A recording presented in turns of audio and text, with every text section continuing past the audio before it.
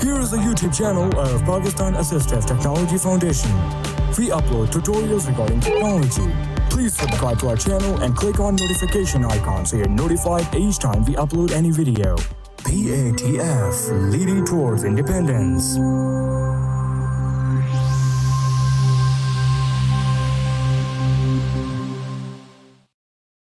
बिस्मिल्लाहिर्रहमानिर्रहीम।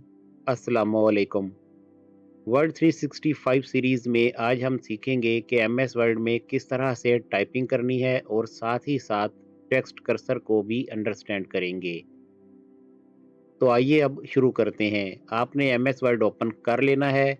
चलते हैं वर्ड स्क्रीन पर।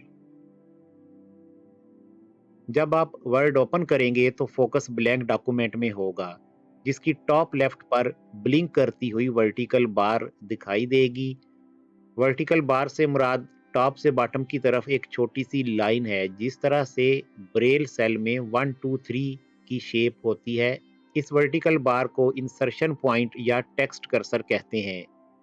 इसको आपने माउस पॉइंटर के साथ मिक्सअप नहीं करना। वो एक अलग कर्सर है जिसकी शेप एरो की तरह की होती है और माउस के साथ कंट्रोल होता है।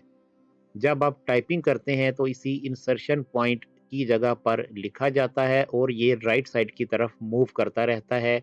इस तरह से जो भी टेक्स्ट आप लिखते हैं वो कर्सर की लेफ्ट पे रहता है और कर्सर हमेशा राइट साइड पे मूव करता है। इस वक्त ये टॉप लेफ्ट पे है। अगर हम टाइप करेंगे तो इसी जगह पर लिखा जाएगा और ये नेक्स्ट ब्लैंक स्पेस पर मूव कर जाएगा। फॉर एग्जांपल P लिखते हैं। P, अब जिस जगह पर कर्सर था वहां पर P लिखा गया और कर्सर राइट साइड पे मूव कर गया। A, K, I, S, T, A, N, Pakistan. Pakistan लिखकर स्पेस बार प्रेस किया तो कर्सर स्पेस के आगे ब्लैंक जगह पर है और कर्सर की लेफ्ट साइड पर पाकिस्तान लिखा हुआ है। इसी तरह जब आप टाइप करते जाएंगे एक लाइन कंप्लीट होगी तो कर्सर ऑटोमेटिकली दूसरी लाइन के स्टार्ट पर आ जाएगा। S is O R R C O U N T R Y. Country period space. Q U A I D. Quay E dash. A Z A M Azam. Double A S Y T A E the F O U N D E R found O F of P A K I S T A N Pakistan period. यहाँ पर मैंने कुछ text type किया है। जब एक line complete हुई तो कर्सर ऑटोमेटिकली सेकंड लाइन पर आ गया। इस तरह से आप लिखते जाएंगे तो एक पेज कंप्लीट होने के बाद नेक्स्ट पेज भी ऑटोमेटिकली स्टार्ट हो जाएगा। जहाँ पर आपने लाइन ब्रेक करनी हो यानी पैराग्राफ क्रिएट करना हो वहाँ पर एंटर प्रेस करेंगे। Enter.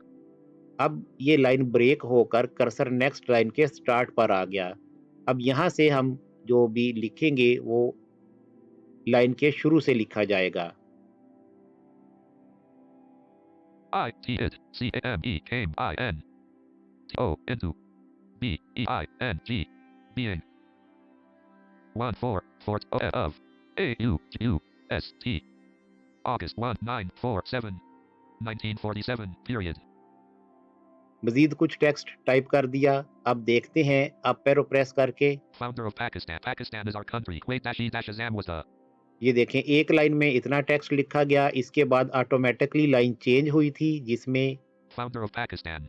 ये टेक्स्ट लिखा गया। फिर हमने यहाँ पर एंटर प्रेस करके लाइन ब्रेक कर दी It came into being 14 of August 1947. और जो लाइन ब्रेक की थी उसमें ये टेक्स्ट लिखा गया। इस तरह से आप टाइपिंग के दौरान जहां पैराग्राफ क्रिएट करना चाहेंगे वहां लाइन ब्रेक करेंगे। लाइन ब्रेक करने के लिए एंटर प्रेस करते हैं। वन टाइम एंटर प्रेस करने से जिस लाइन में कर्सर होता है वो ब्रेक हो जाती है। Enter. अब ये लाइन भी ब्रेक हो गई और कर्सर नेक्स्ट लाइन के स्टार्ट पर आ जाता है। अगर आप टेक्स्ट के दरमियान ब्लैंक लाइंस छोड़ना चाहते हैं तो फिर जितनी ब्लैंक लाइंस छोड़नी है उतनी दफ़ा एंटर प्रेस कर देना है।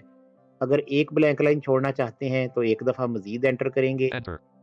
अब जिस लाइन के स्टार्ट पर कर्सर था वो वहीं से ब्रेक हो गई और कर्सर नेक्स्ट लाइन के स्टार्ट पर आ गया। फिर एंटर करेंगे Enter. तो अब कर्सर थर्ड लाइन के स्टार्ट पर आ गया। ऊपर वाली 2 लाइंस ब्लैंक रहेंगी, उनमें अब टेक्स्ट नहीं लिखा जाएगा। इसी तरह से आपने वर्ड में टाइपिंग करना है। टाइपिंग के दौरान ये भी ध्यान रखना है कि कर्सर आपका सही जगह पर रहे। बाज़ औक़ात यूँ भी होता है कि टाइपिंग करने के दौरान अगर आपका हाथ माउस पर लग गया है, तो कर्सर की पोज़ीशन चेंज हो जाती है और ऐसा अमूमन लैपटॉप यूज़र्स के साथ होता है जिन्होंने टच पैड को ऑफ नहीं किया होता। जब कर्सर की पोज़ीशन चेंज हो जाती है, तो उसी जगह पर लिखा जाता है जिस जगह पर कर्सर होता है, इसलिए आपके टेक्स्ट की तरतीब ख़राब हो जाती है। जो आपने पहले लिखा होता है, वो बाद में आ जाता है और जो बाद में लिखते हैं, वो ऊपर चला जाता है या फिर टेक्स्ट के दरमियान में नया टेक्स्ट टाइप हो जाता है। लैपटॉप यूज़र्स अपने टच पैड को डिसेबल कर सकते हैं। डिसेबल करने के लिए हर लैपटॉप में डिफरेंट कीज़ हो सकती हैं। फंक्शन कीज़ के ऊपर जिस की के ऊपर माउस का निशान है, उसे आप FN की के साथ प्रेस करें तो टच पैड ऑफ हो जाता है। कुछ लैपटॉप्स में टच पैड के टॉप कॉर्नर पे डबल टैप करने से टच पैड ऑन या ऑफ होता है, लेकिन ये फंक्शन तभी काम करते हैं जब हमने टच पैड के प्रॉपर ड्राइवर इंस्टॉल कर रखे हों। और ऐसे लैपटॉप यूज़र्स जिन्हें टच पैड डिसेबल करने की कोई भी ऑप्शन नहीं मिल रही, वो डिवाइस मैनेजर में जाकर वहाँ से ह्यूमन इंटरफेस डिवाइसेस में से टच पैड को डिसेबल कर सकते हैं।